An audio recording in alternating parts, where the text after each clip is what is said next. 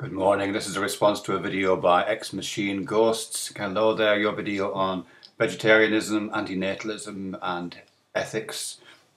Thanks for posting that response. There's a number of bits here which I've just written down in this post-it note, so I'll just see if I can get to this stuff. Okay, I don't think I have made a video about vegetarianism and anti-natalism directly, so maybe you're thinking about some of the person's videos. I mean, I think there's a connection to be found there. Maybe I'll start exploring it in this, but I don't think I've directly addressed that. Secondly, health reasons for... You say there's two reasons for being a vegetarian that you know about, one of which is health reasons, the other which is ethical reasons. To be honest, for myself, I don't think the health reasons for being a total vegetarian are very good. The best diet seems to have a little bit of meat or fish in it, doesn't it, from what I understand. So whilst there might be health reasons for eating perhaps less meat than many of us do, the health reasons for being a total vegetarian are not good in my opinion. The reasons I do it is largely because of the ethical reasons that you talked about. I think there is a third reason which captures me better actually, which isn't a good reason at all. It's a sentimental reason, and I think a lot of people are either vegetarians themselves or flirt with vegetarian, not because of well thought out ethical philosophies, but for sentiment, reasons of sentiment, and I think that's one of the reasons why I am. You know, I see pictures, I see animals in the fields, or I see animals on videos, or I have a dog myself, and I get kind of sentimentally attached to animals. Now, obviously, ethics and sentiments like that are connected. There seems to be reasonable evidence from kind of anthropology and animal studies and those kind of things that the roots of our moral sense is based in some kind of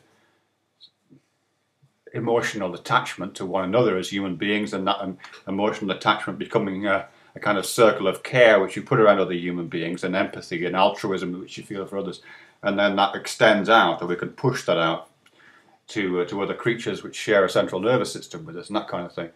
But for me, that's a kind of sentimentality as opposed to an ethics driven by a more closely argued, I don't know, consequentialist ethics, something like that. You know, something that's more closely argued.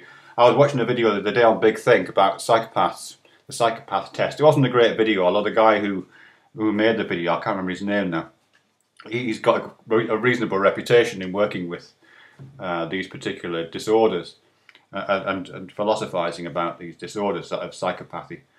And what he was basically saying was there's two kinds of ethics that we bring to ethical and moral questions. One is personal and one is impersonal. He was talking about the classic trolley car problem, you know, where you've got a train coming out of track and it's going to kill 5 people, but if you press a button it'll go off to a side and kill 1 person. And most people think, well, I wouldn't want to do it, but I would do that. I would press the button that turned the train onto the other track and kill the 1 person in order to save the 5. A classic kind of consequentialist ethics. You balance the needs of 5 against the needs of 1, and you do the math. And then there's a second one where you get to it's the same setup basically. 5 people die or 1 person dies. But in the second one, you have to actually push a fat man off the bridge. It's quite a famous ethical moral dilemma. You push the fat man off the bridge, and again, it will stop the train. It'll kill 1, so the maths is exactly the same. 5 lives against 1 life. But most people won't do that. They're too squeamish to push the fat person to imagine themselves pushing the fat person onto the tracks.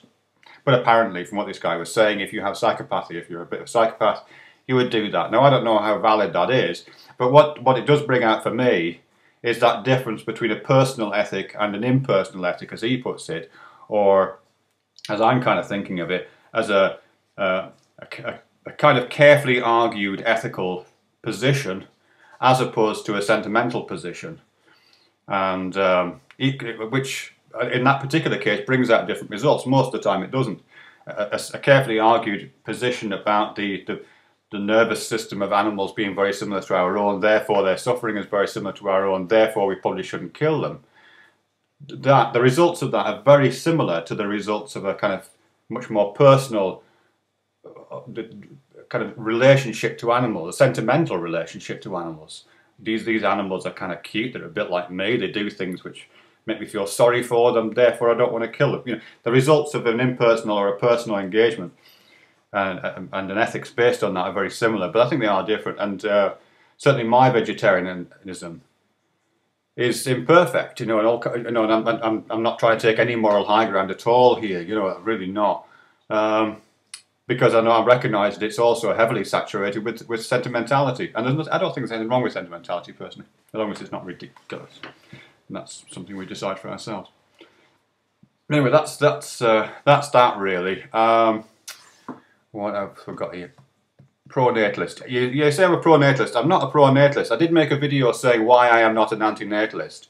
It was a very specific video addressing a very specific moment in YouTube anti-natalism, and I stand by everything I said on that video. What I did not say is I'm a pro-natalist, because I'm not. I'm not sure that phrase actually has any currency really outside of very, very specific circumstances. I know during the Second World War, apparently the Nazi Party gave people crosses. You can get a cross, like a little medal, if you had more than a certain number of children. That would be a pro-natalist policy. The active encouragement of childbirth and the embracing of procreation for the needs of the state. I think there are organisations in the States, religious organisations, like the Quiverful organisation, which again encourages and promotes the value of large families, pro-natalist. I think outside of that, most people aren't pro-natalist, other than in the kind of default way that a lot of people are pro-meat. You know what I mean? It's just unquestioned in lots of people's minds that they would have children, and to that extent, I recognise that, and certainly I've had kids myself. I've got 3 kids, so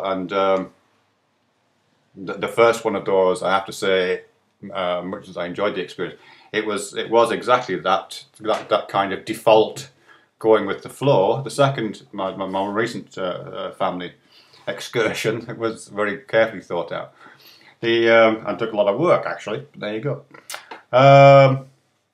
Where am I going with that? So no, I'm not a pro-natalist in that sense. I think thinking about these things is always going to be good, isn't it? I mean, to the extent that we live in what you might call a pro-natalist society, or a society in which I suspect people are made to feel a little bit out of the loop if they're not engaged in raising a family, I would agree with that. That doesn't make me a pro-natalist, I don't think.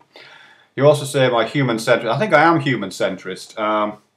Not because I think humans are particularly valuable. I think a lot of animals have much more superior, and indeed plants have superior lifestyles to us.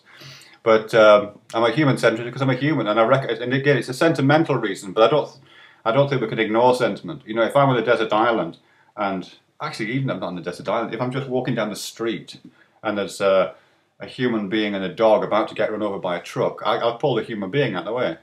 You know, I would do that, of course. And if I was on a desert island and it was a choice of either me dying or an animal dying, I would go for myself.